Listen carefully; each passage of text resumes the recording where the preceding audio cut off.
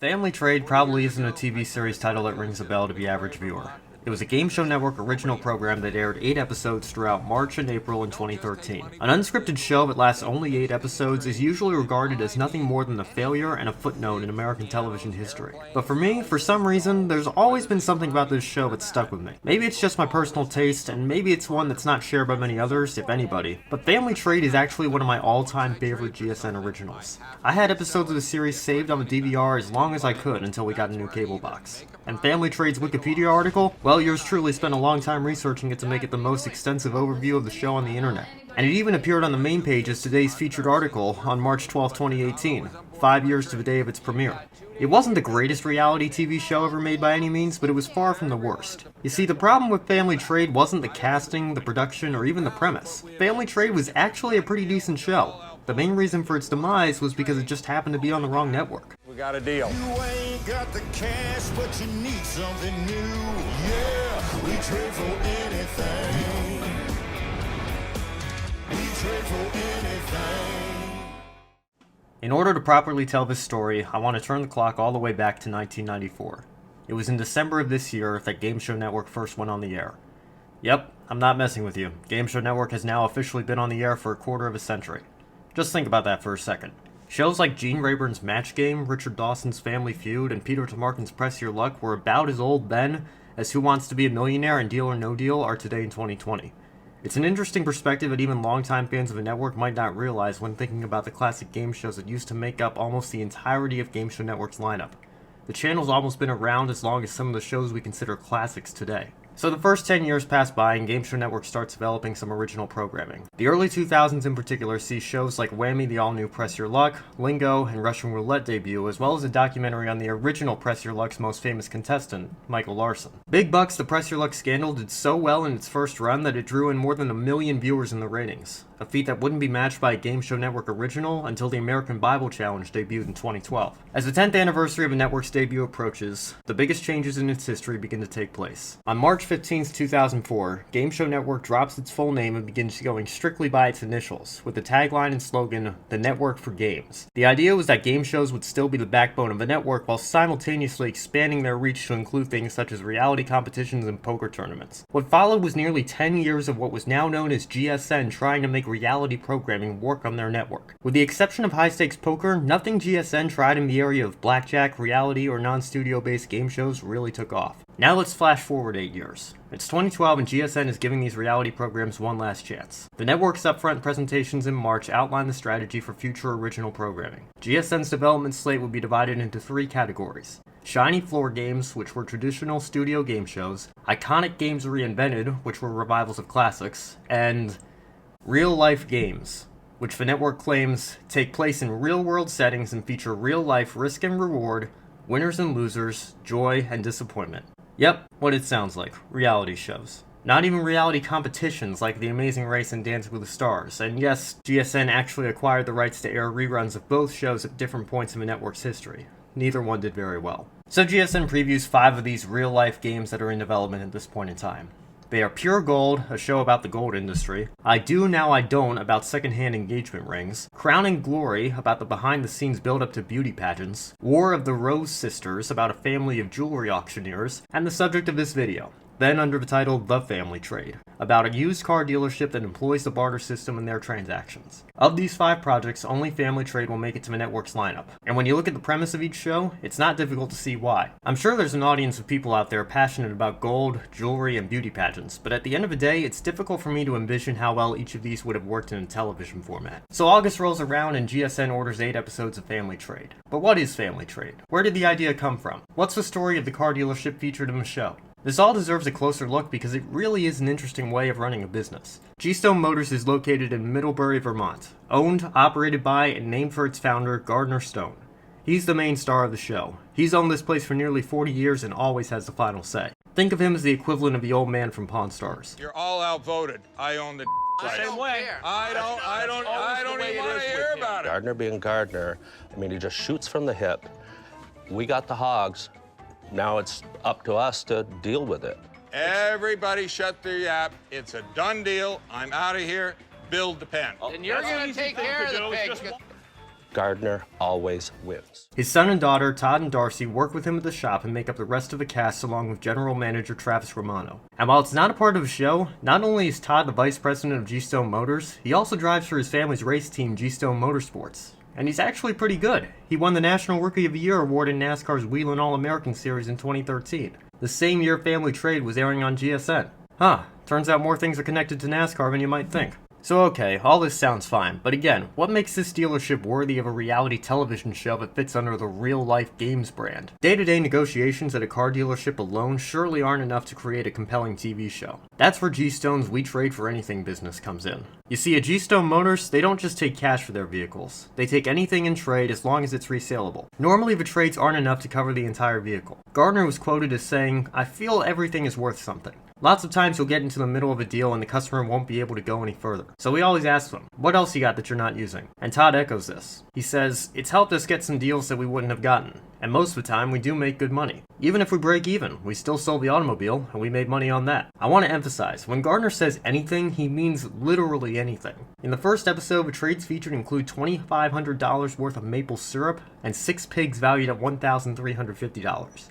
If Gardner thinks he can resell it, he's gonna make the deal happen. Once they make the trade, it's up to the dealership to resell whatever they bought to get their money back. This is a risk, but the payoff can be great if it works. Not only will the dealership have made money on the sale of the vehicle, they now have the potential to make even more money reselling the trade items. If you ask me, yes, it's kind of a Pawn Stars ripoff, but at least there's some originality. I mean, reality shows like Cajun Pawn Stars and Storage Wars Texas were literally the exact same premise, and they both did well enough to get renewed for multiple seasons. Who's to say there's not room for another reality show of this kind? The origins of Family Trade can be traced back to early 2011, when the dealership is approached by Lionsgate producer Eli Frankel about filming a reality show. The Stones have no idea. In fact, they initially believe this pitch is a hoax. But once they realize that the offer is real, Gardner agrees to go through with it on one condition. Every deal and trade seen in the broadcast has to be legit. He wants no part of scripted dialogue to add drama to the production. Anyone in his shoes would probably want to clear the air about that too. Storage Wars ran into trouble when one of their stars, Dave Hester, claimed that A&E deliberately placed valuable items in the storage units to make the show more intriguing. Producer Tom Beers denied this, and Hester was suspended from the show for a couple seasons, but Beers did later admit that they do sometimes move items from one locker to another. Similarly, Duck Dynasty's first major controversy came when the Robertson family complained that A&E was adding in fake profanity censors over dialogue, even though there was no profanity being used. And the prayers before dinner at the end of each episode, Phil Robertson came out and said A&E didn't want him mentioning the name Jesus while being filled. Just give your thanks for the food and get on with it. Gardner wants nothing like this happening while the show is being filmed. His reality show must be 100% reality or he's out. Lionsgate assures Gardner that he has nothing to worry about in that regard. They film a 15-minute clip of various negotiations and deals happening at the shop and pitch the clip to several networks. One of these cable channels was History. This station actually makes sense in some ways. The reason shows like Pawn Stars, American Restoration, Counting Cars, and American Pickers all work on History is because they're not just reality shows. The items featured in the shows are all unique and carry their own significance, some more than others of course, and the viewer comes away learning something about the history behind what's being shown to them. Picture Family Trade in the same primetime block as some of History's other shows. It seems like a logical thing to do. But any potential for that goes away when GSN decides they want the show for themselves and the network orders a pilot. Whether History simply wasn't interested or didn't want to pay as much as GSN was willing to pay is unknown, but Gardner did state in an interview that GSN was looking to broaden the scope of their programming, and Lionsgate thought they'd be the best promoters. They thought GSN really wanted to do some different style shows, and they would probably promote it the best. So they decided to go with GSN.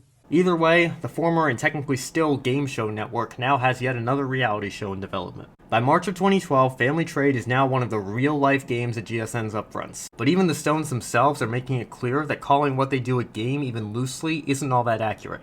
On the game show network, how do you kind of work the game show element into it? I mean, is it set up as one of those things where it kind of does have that vibe of a game show? No, it's not a game at all. This is us doing business the way we do it every day. What you see is real. It's live. When we make a deal with a customer, that's the way it is. There's no game with this. It's us doing business in a small town in Vermont. Over the summer, test audiences are shown the pilot, and the reception is generally positive, at least positive enough to the point where 8 episodes of the show are ordered. This gives some validity to the overall point of this video. There's an audience out there who would like this kind of show, but putting it on a lesser-known cable channel like the Game Show Network not only makes it difficult for viewers to discover it, it also disillusions GSN's core audience who tune into the network every day to watch traditional game shows. So in September 2012, taping begins and lasts 5 to 6 weeks, and on March 12, 2013, Family Trade debuts, airing 2 episodes back-to-back.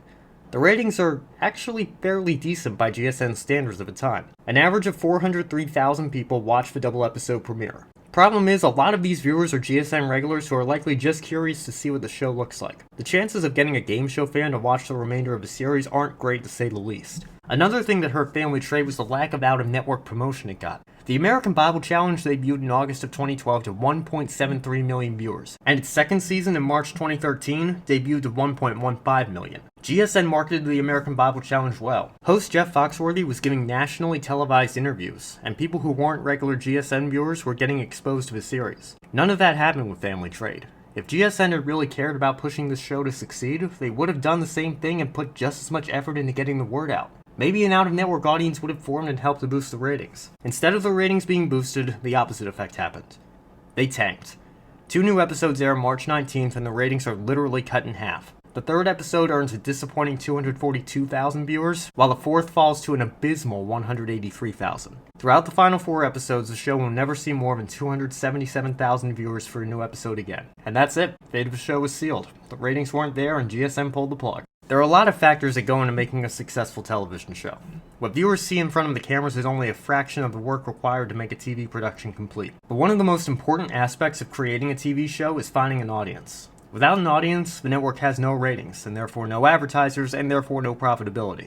A network whose LLC contains the phrase game show airing a straight-up reality program is therefore a problem. It could be the greatest reality show ever made, but because it doesn't go with the genre of the network or the rest of its programming, the audience simply won't be there. I actually feel kind of bad for the Stones. They seem like good people, and their business model at the very least makes for some interesting conversation. I mean, America's a free country, and still, not a lot of places allow you to pay for your items with pigs or maple syrup. Thankfully, the ill-fated reality show hasn't seemed to hurt G-Stone Motors in the slightest. Just this past month, Todd, who now owns the company along with Darcy, purchased Foster Motors, giving G-Stone access to a body shop, and making Todd the owner of 2 of the largest dealerships in Middlebury. Business is going great for the Stone family, and Todd's racing career is taking off too. Just last year, he won the Motor Mountain Masters race at Jennerstown Speedway, a race he said, for his team, felt like winning the Daytona 500. He's still active in late models and modifieds today, traveling as far as New Smyrna Speedway in Florida to compete in races. I know he's in his early 50s, but at this rate, I wouldn't be shocked if we saw him on an ARCA East Series entry list one of these days. So there you have it, a detailed history of a GSM flop that I think would have had potential on a different network. It wasn't a game show by any stretch of the imagination, and that doomed it from the start. But as a fan of reality television centered on this sort of thing, I'll always appreciate that Lionsgate gave G-Stone Motors a chance to make a show happen. I'm still holding out hope that one day the episodes will resurface somewhere, whether it be a DVD release, a Netflix acquisition, or reruns on GSN at 3 in the morning. No matter how it happens, I'll be watching if it does.